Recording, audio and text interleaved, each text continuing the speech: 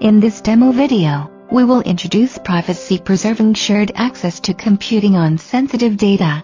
A feasibility study, collaborated between teams from University of Oklahoma Health Sciences Center and University of California San Diego, Division of Biomedical Informatics.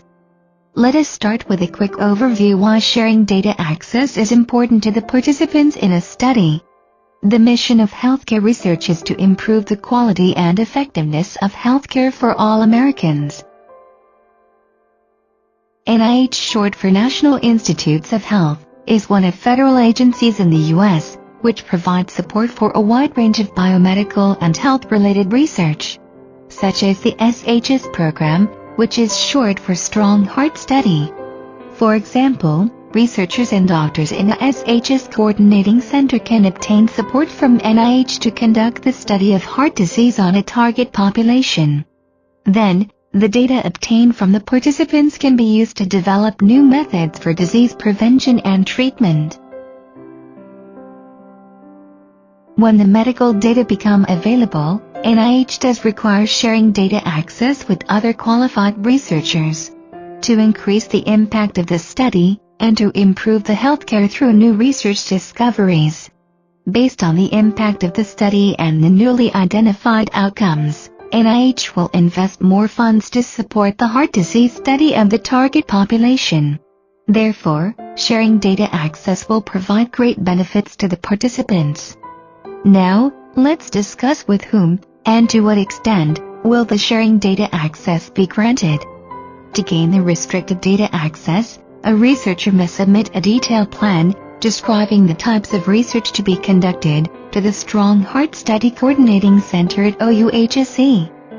By reviewing the tasks proposed by the researcher, the SHS Coordinating Center at OUHSC can decide if the method is suitable to study the data, and inform participants for approval to use the proposed method and to release the corresponding results. Even for an approved researcher, he or she still cannot directly access the sensitive medical data. Instead, the services hosted by OUHSC can compute the results on behalf of the researcher based on the proposed task. Then, the OUHSC only sends approved results back to the researcher. Now, let me walk you through two examples about how is the sharing data access achieved. Let's use the calculation of heart disease mortality rates as an example. Heart disease may cause moderate to severe condition and affects all age groups. It is useful to understand the mortality rate of heart disease in different counties. To draw a mortality rate map, a qualified researcher only needs to collect the mortality counts from each county without the need to access any patient-level data. Let's take a look at another example of prediction of heart disease based on age and blood pressure. There are a target population who suffers from high risks of heart disease. The SHS Coordinating Center at OUHSC has collected a medical data set from this population. Then, a qualified researcher wants to study how to predict heart disease based on the existing medical records. It would be easier to see the pattern by drawing a 2D scatter plot, where the horizontal direction corresponds to upper blood pressure in terms of mmHg. The vertical direction refers to the age in terms of years. Each cross mark represents a normal individual with the corresponding blood pressure and age information as its coordinate. It is worth mentioning that the researcher has no access to the patient-level data, where all the calculations are conducted by a service hosted at SHS Coordinating Center at OUHSC. Similarly, the check marks denote the existence of heart disease. Now, the size and the location of each circle can be used to represent the aggregated information of each type of health condition, and the record-level data are no longer needed in the future prediction.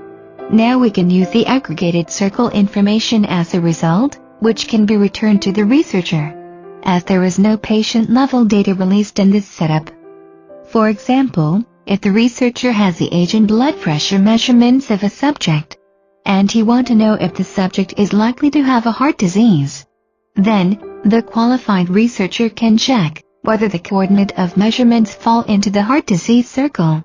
If so, the qualified researcher can predict it highly looks like a person with heart disease.